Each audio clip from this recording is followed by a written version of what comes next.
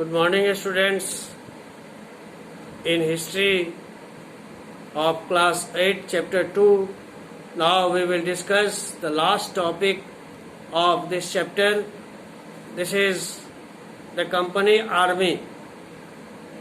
बच्चों, पिछले topic setting up a new administration के तहत हम लोग डिस्कस किए थे कि ईस्ट इंडिया कंपनी अपने शासन, अपने प्रशासन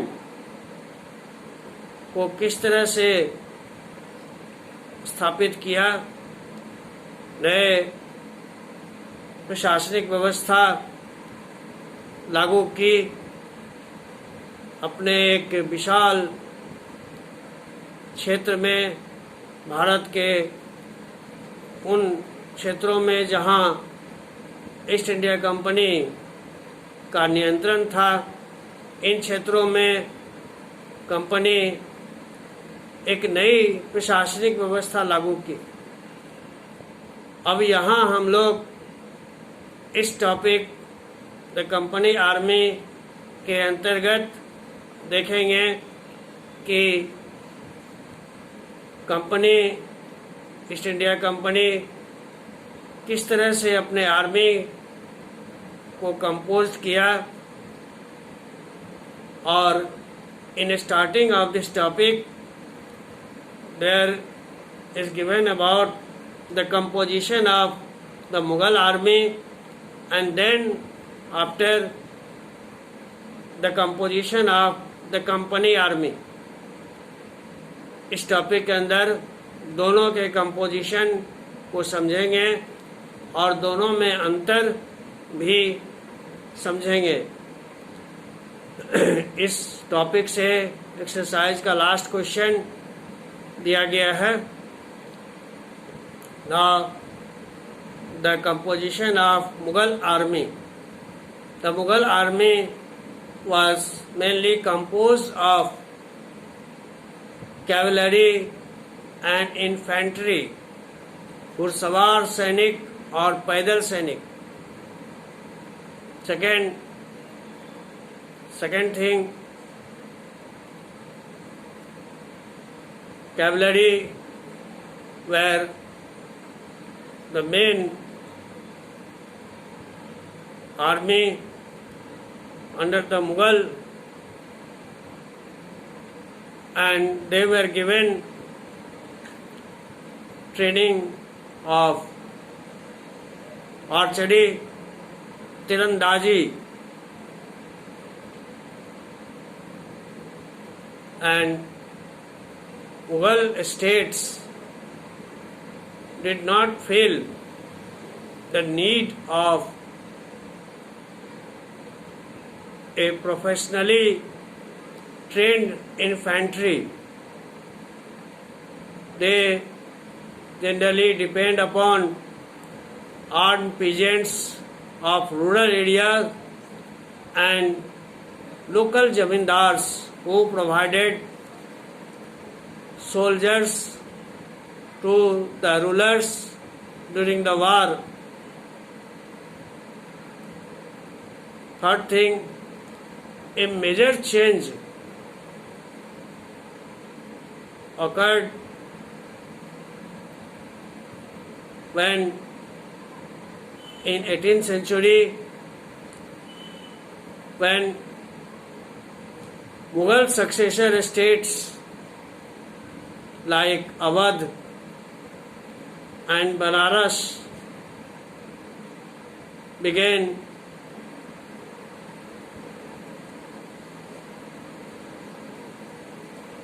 recruiting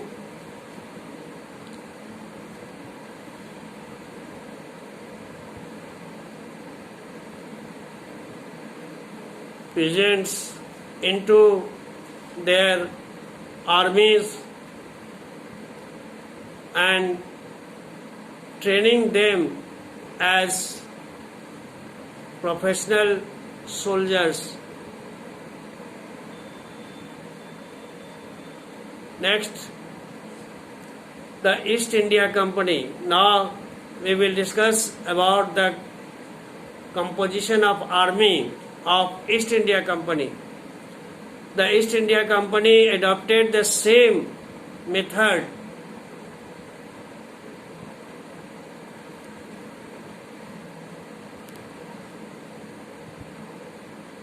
when it began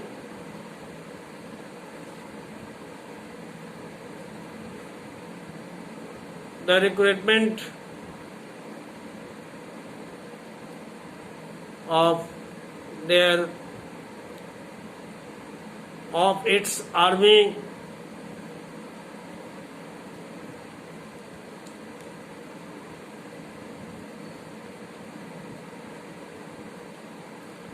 east India company भी इसी मेथड को अडॉप्ट किया, अपने आर्मी को ये सेलेक्ट करने में, चुनने में and training them as professional soldiers.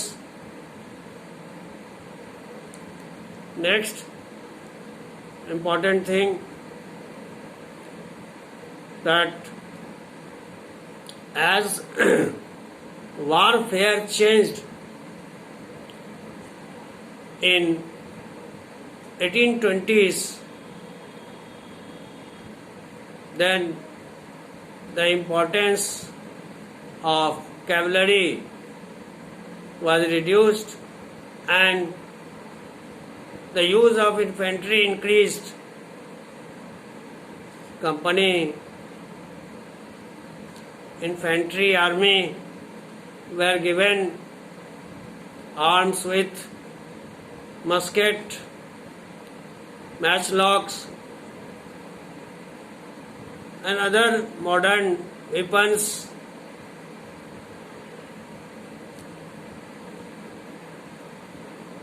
Next important, in early 19th century,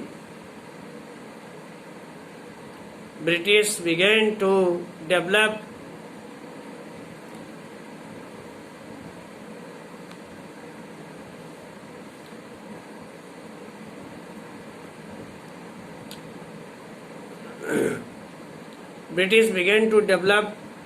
a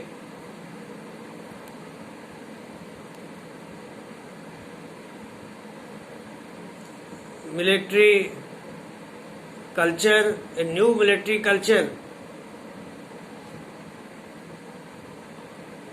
a professional military culture, and soldiers were given European style training, drill and discipline which regulate their life more than before.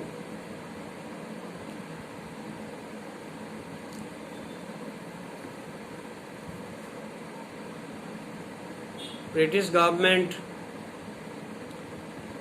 ignored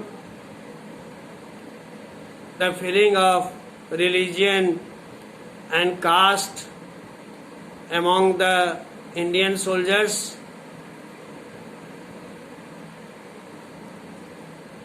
So it resulted in the military revolt of 1857. About this we will discuss in other chapters. बच्चों, इस तरह से company के army composition की मुख्य बातें थी।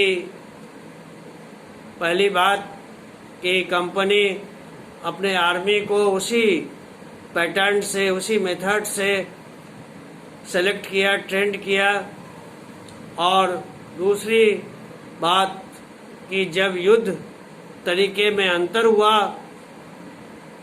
1820s के दशक में, तो घुड़सवार सैनिक का महत्व घटने लगा और पैदल सैनिक का महत्व बढ़ने लगा, और ईस्ट इंडिया कंपनी अपने सैनिकों को नए नए गन दिए, और 19वीं सेंचुरी में ब्रिटिश गवर्नमेंट इसको आर्मी को ज़्यादा मॉडर्न और यूरोपियन स्टाइल में ट्रेंड किया, डिसिप्लिन किया,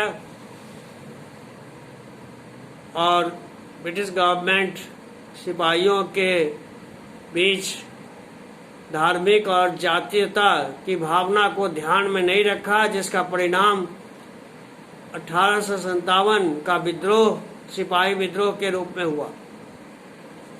In this way, we have just discussed about the differences between the composition of Mughal army and the company army. Now, one thing is important here. Some terms are given in box like Qazi and impeachment, Dharma Shastra, musket, matchlocks, etc.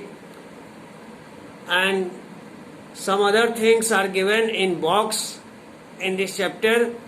All things are very important for you for examination purpose. You must read carefully all these things, all terms, and question answer of exercise.